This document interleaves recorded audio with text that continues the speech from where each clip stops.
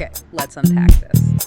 Welcome back to the deep dive. Glad to be here. Today we are diving into a pool of sources that is, well, it's frankly highly combustible. That's a good way to put it. We've got this fascinating and at times pretty jarring blend of prescriptive attraction mechanics from popular online channels. Right. And that's sitting right alongside some deep psychological research from, established relationship experts and health specialists. It's all centered on these really elusive topics: attraction, desire, and intimacy. It's a really tension-filled stack of material, for sure. And our mission today is to, chart that conflict. Okay. Because we have advice that focuses purely on these psychological triggers for short-term attraction. The whole performance aspect. The game. The game, exactly. And then we have the principles you need for long-term emotional sustainability and, genuine sexual health. We're basically analyzing the gap between what builds an initial spark And what builds a fortress.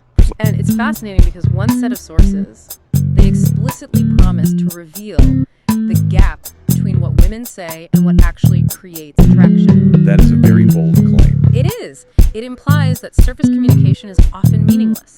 So we need to investigate the core mechanics those sources prescribe and see if they, stand up against the deeper psychological reality. Let's start with those hard mechanics then. They immediately focus on reversing the traditional pursuit dynamic. Reversing it? How so? The common theme in these attraction guides is the absolute centrality of non-neediness and strategic withholding.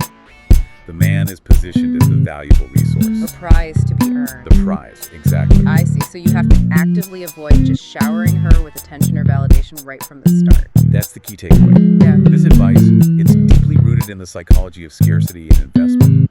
The argument is that abundant approval has, no value. Okay. But scarce approval is rendered priceless.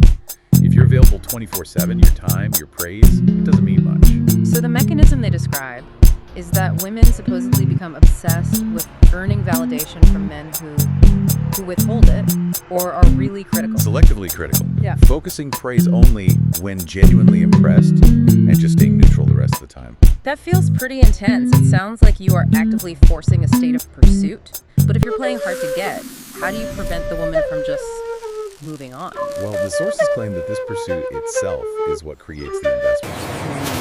And that investment is the bedrock of attraction. The goal isn't to be unavailable, it's to be selective. And this selectivity, it extends directly into the conversational dynamic. Through what they call emotional challenge. You got it. So constant agreement being a yes man is what kills the dynamic. Exactly. The sources are very, very clear.